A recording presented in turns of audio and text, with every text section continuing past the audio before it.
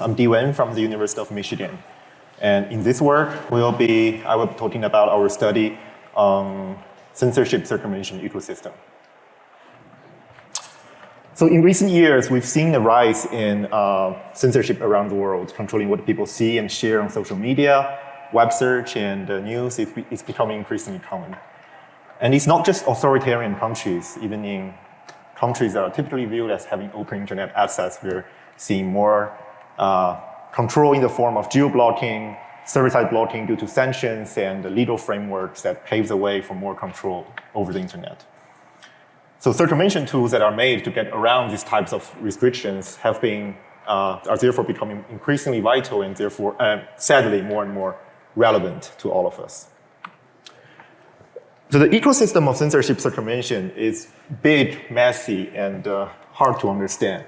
So this is very different from other privacy or security tools like your ad blockers or commercial VPNs.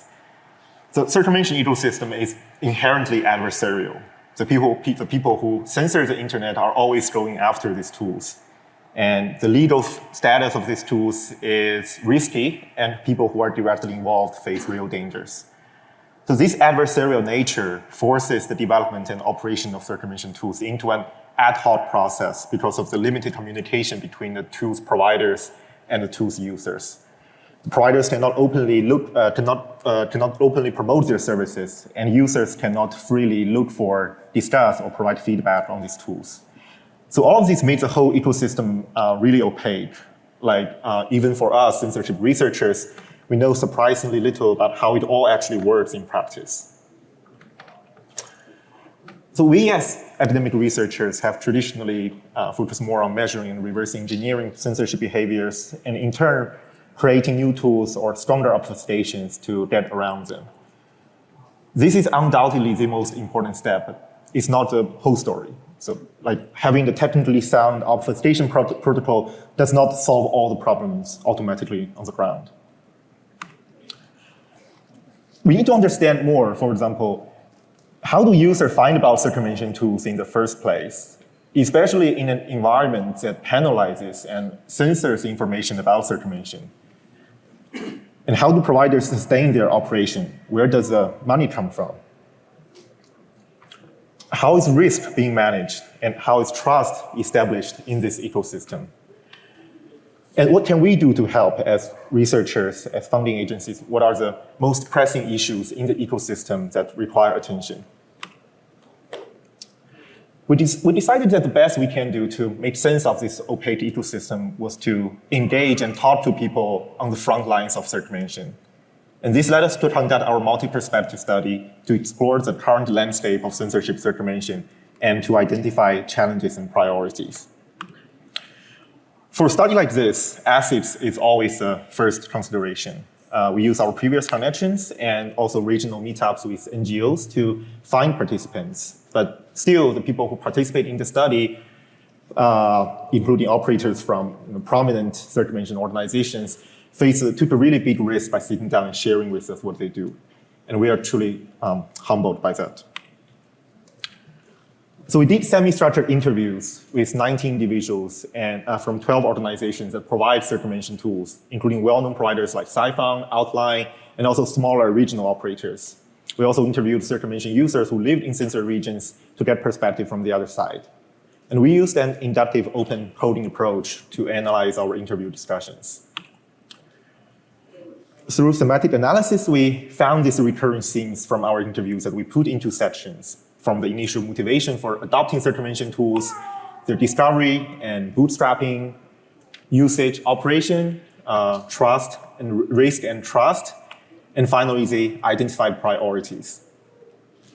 I cannot cover everything we found today, but let me highlight just a few things we learned and we found unexpected, but there's so much more.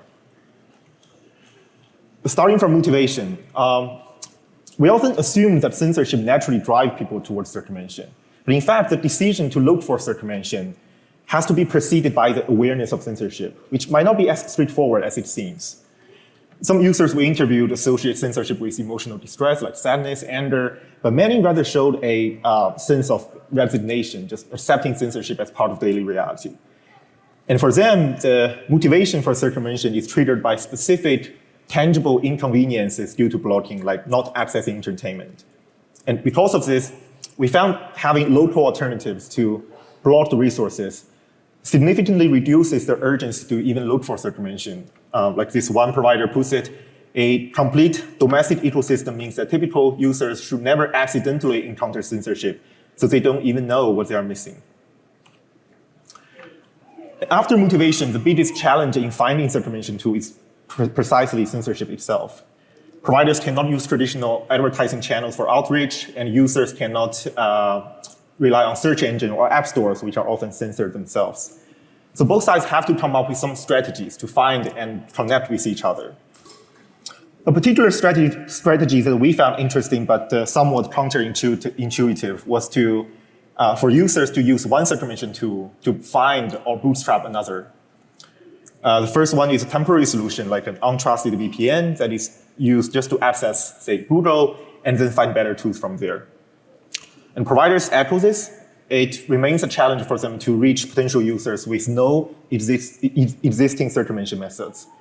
And one potential way, which was mentioned by half of the providers we talked to, is to work with local partners like grassroots network or resellers so that they can indirectly reach users through these existing connections in that region. The most recurring topic from our interview was tools getting blocked by censors. And every provider we talked to had their services blocked at some point. Some try to make their services more resilient, like rotating IPs or using multiple protocols. But even then, they acknowledge that blocking sometimes it's just unavoidable. And when blocking happens, providers need to restore their services. And the common thread here is that to do this well, they need to know what's happening on the user side. But this turns out to be one of the most challenging part in operating a circumvention tool. Providers told us that the communication is always hard because of the nature of their work, but it becomes even harder during the blocking event, which is precisely when having timely feedback is crucial for rapid response. Providers said the communication can be very sparse compared to how often and where censorship changes. And when they do have some feedback, it's often vague and irreproducible. So this lack of continuous, reliable way to talk to users on this other side of the firewall makes it really hard to do iterative development for circumvention tools. The risk of circumvention highlights the importance of trust in this ecosystem. Providers try to build trust with users, such as by being reliable over time or being transparent about who they are. But still, both providers and users say there's still a lot of mistrust going around. A big concern is the possibility for providers to collude with the authorities. And two providers told us that the trust between providers and users can be fragile under pressure. If authorities come after them, they might shift their priority from providing access to self-preservation. What we found surprising was that all this mistrust doesn't seem to stop people from using these tools. Many users told us that they often face a true choice between using this sketchy tool or having no access to the open internet at all. And that the need for information justifies using any tool that works, even if they don't trust it. So at the end of each interview, we had an open-ended discussion with users and providers where we asked our participants what they think are the future priorities for the ecosystem. We have some really good discussions in the paper. For example, the bootstrapping challenge is mentioned a lot. The bootstrapping stage requires connections like user authentication, but the circumvention tool itself cannot facilitate such connections until it's fully set up. Many times we just assume there's some other way to communicate for this, out-of-band channels. But this can really force its users to use a potentially unsafe tool just to set up a better one. So streamlining this bootstrapping process remains an area for research. and providers appreciate the role of academic research in keeping up with the evolving censorship techniques. But some of them noted a gap that researchers can be somewhat removed from the direct impact of censorship and may not fully understand the nuanced challenges that are faced by users and developers on the ground. So this can lead to research agenda that academically appreciated but fail to translate into tangible, deployable solutions on the ground. This especially puts researchers like us based outside those censored regions at a disadvantage. Like this one provider said, rather bluntly, it's like trying to solve a problem you don't experience or understand. And to be honest, there are no simple solutions to many of the issues we wrote in the paper. We can make generic recommendations like increasing funding or expanding user education, but the practice of censorship is very localized, so the solutions need to be tailored to the regional and cultural specifics as well. So as a closing thought, I think the key aspect to address many of the future priorities we listed here is to engage with local providers and users.